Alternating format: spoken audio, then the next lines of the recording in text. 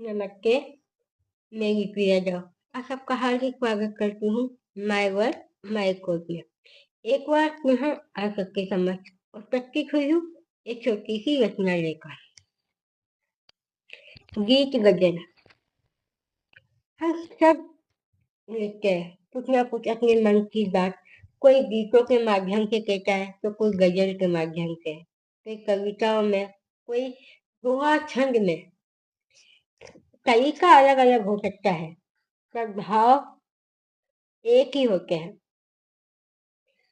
और उन भाव को प्रकट करने का कोई तरीका हम सब ने अपनी अपनी इच्छा से, अपनी अपनी शैली से सुनते हैं। मैंने भी उसी गीत को, उसी गजल को एक रचना के माध्यम में से कहने की कोशिश करी है कि किस तरह एक लेखक जब गीत लिखता है तो गीत को सुनकर सामने की प्रतिक्रिया में वो लेखिका किस तरह उसे गजल में ढालती है, अपने शब्दों में उसके गीतों की प्रशंसा करती है। आपके समक्ष प्रस्तुत है एक छोटी सी रचना। मैं तेरे गीतों पर एक गजल लिख दूं, मैं तेरे गीतों पर एक गजल लिख दूं, तमाम शब्दों की हलचल लिख दूं। छंद अलंकारों की महक यूं उठ रही, छंद अलंकारों की महक यूं उठ रही। कोरे पन्नों पे, कोरे पन्नों पे गीतों को चंचल लिख दूं। ख्वाबों ख्वाहिशों का, ख्वाबों ख्वाहिशों का ऐसा रंग चढ़ा है, फिर से उन बातों को आज कल लिख दूं। एहसासों से जज्बातों तक की निशानी है। एक रचना का अपनी लेखनी में तमाम एहसास, तमाम जज्बातों को पिरो देता है। वो अपनी कल्पनाओं से, अपनी हकीकत से उसे सजाता है। एहसासों से जज्बातों तक की निशानी में तेरे हर एक ख्वाब में, तेरे हर एक ख्याल पे यूं गजल लिख दूं। शब्दों की जुगलबंदी गीतों में छलक रही, शब्दों की जुगलबंदी गीतों में छलक रही। तेरी एक एक पंक्ति को अल कमल लिख दूं, तेरी एक एक पंक्ति को अकलम लिख दूं।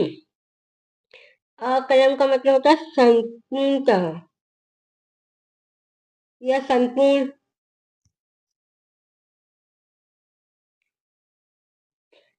तमाम भाव को गुनगुनाते हुए समेट लिए।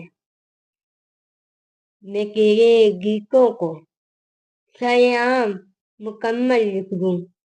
मुकम्मल मतलब संपूर्ण। मैं तेरे गीतों को सरेआम मुकम्मल लिख दूं। कभी इश्क को, कभी इश्क तो कभी इंतजार कहानी है। कभी इश्क तो कभी इंतजार की कहानी है। आज कल में भी, आज कल में भी थोड़ा थोड़ा हर लिख दूं। गीतों का जिक्र कुछ इस तरह होने लगा, गीतों का जिक्र कुछ इस तरह होने लगा।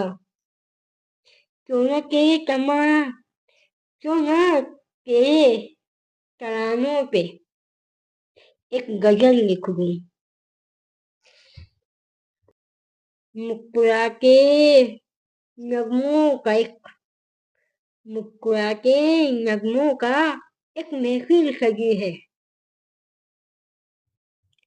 मुस्कुरा के नजमों की एक महफिल सजी है। कोरे पन्नों पे तेरे जिंदगी हर एक पल लिख गई।